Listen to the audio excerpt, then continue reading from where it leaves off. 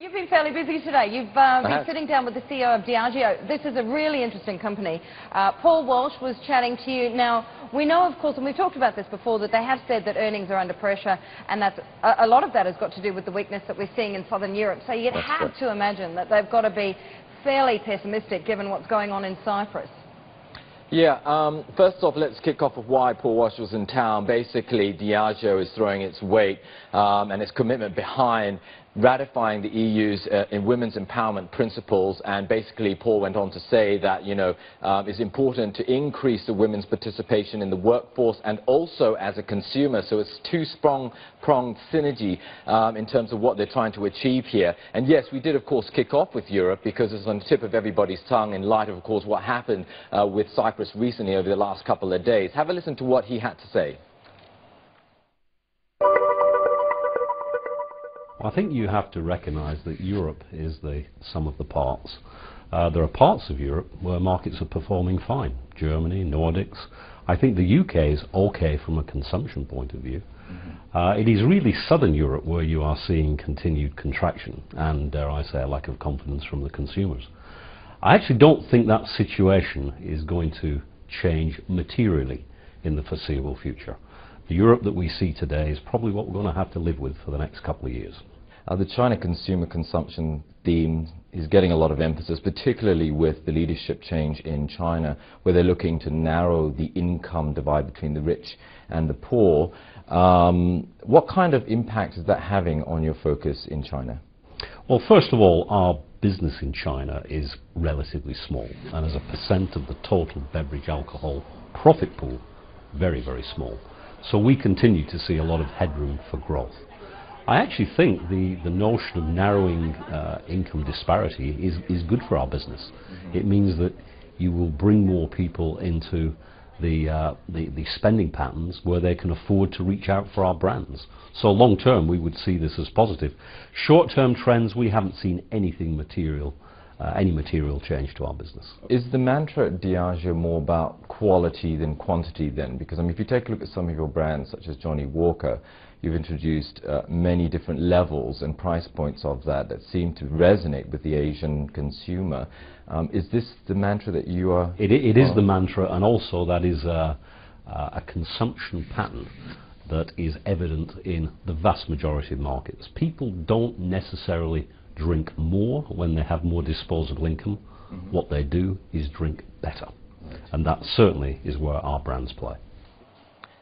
And that was the CEO of Diageo, Paul Walsh, having a one-on-one with me earlier this morning in Burnie. You can see that with the Johnny Walker brands. I mean, they've gone from red label all the way up to now, I believe, platinum. God knows how much that's going to cost.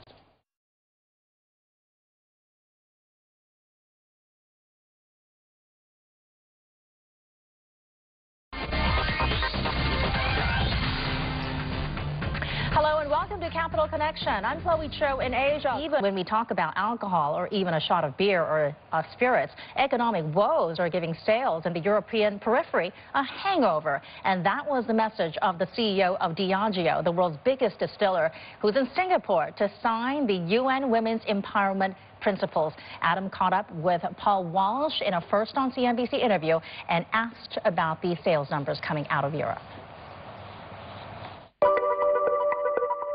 I think you have to recognize that Europe is the sum of the parts.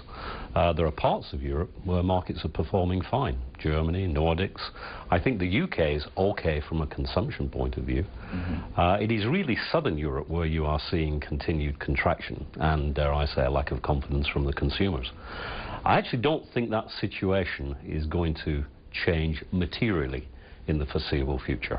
The Europe that we see today is probably what we're going to have to live with for the next couple of years. Britain out of the euro, what would that potentially mean of the eurozone? I don't think that will happen. I do not believe that that will happen. I think the referendum that's referred to is quite a way in the future, and we'll see at that point in time, but I don't think that's a prospect. The China consumer consumption theme is getting a lot of emphasis, particularly with the leadership change in China, where they're looking to narrow the income divide between the rich and the poor.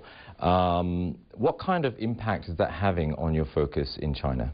Well, first of all, our business in China is relatively small, and as a percent of the total beverage alcohol profit pool, very, very small. So we continue to see a lot of headroom for growth. I actually think the notion of narrowing income disparity is good for our business.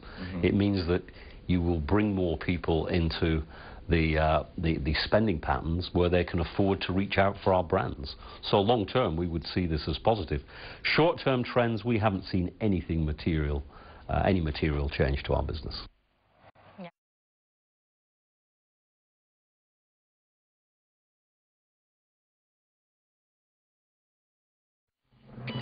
Good evening and welcome to Business Central. I'm Taimur Navili.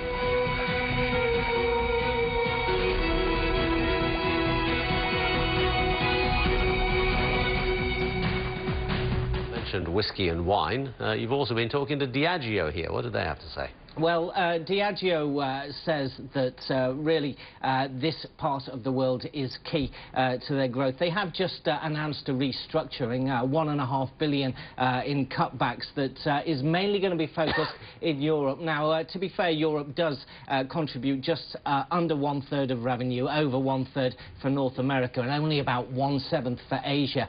But Paul Walsh, who is the president of Diageo, told me that he sees the big sales growth being in the ASEAN region. We now have within our firm almost 50% of our global revenues coming from the new high growth markets. And that's where we will increasingly have to put more resource, both in terms of human capital, marketing, capacity, whatever. But also we need to continue to make sure that in markets like Europe, we moderate our overhead base commensurate with the business opportunities we see in that region. One of the growth markets is China, where you have a Baishu joint venture. We did see retail sales slowing in the first 2 months of the year after the government cracked down on lavish spending, gift giving. How's that affecting your Baishu business and your overall business in China?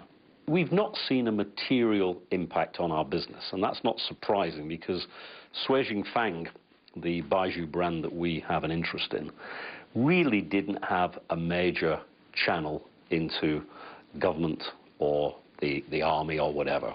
That was the competitive brand that would mainly service those outlets. So we have not really had any impact from this change in policy.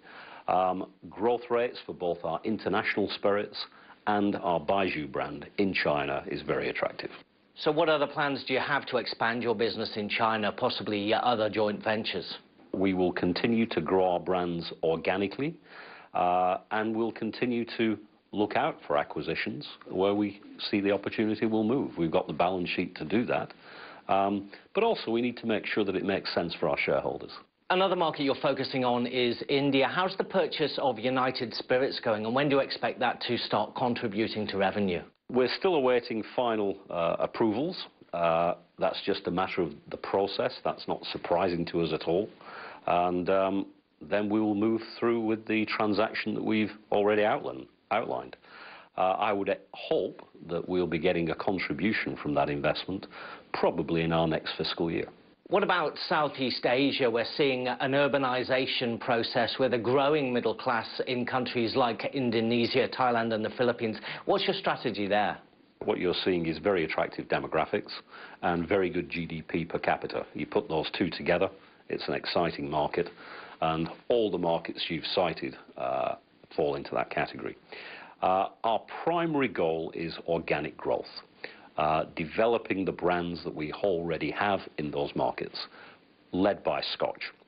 Equally, if we see the opportunity for local brands to be acquired or developed, we'll pursue that as well. A good example would be in Vietnam, where we've got a major stake in Hanoi Vodka, Shui Jing Fang in China, etc., etc. But our prime thrust, the best way we believe we can drive value for our shareholders, is solid organic growth from existing brands. You mentioned that you saw some growth in North America as well as emerging markets. What's your take on the economy and how much do you expect North America to contribute to profits this year? We're seeing very good top-line growth performance. The US is a profitable spirits market. We clearly have the leading market shares in that market, and therefore we're expecting the US to make a major contribution to our growth in the foreseeable future. Paul Walsh of Diageo talking to our Mike Fern.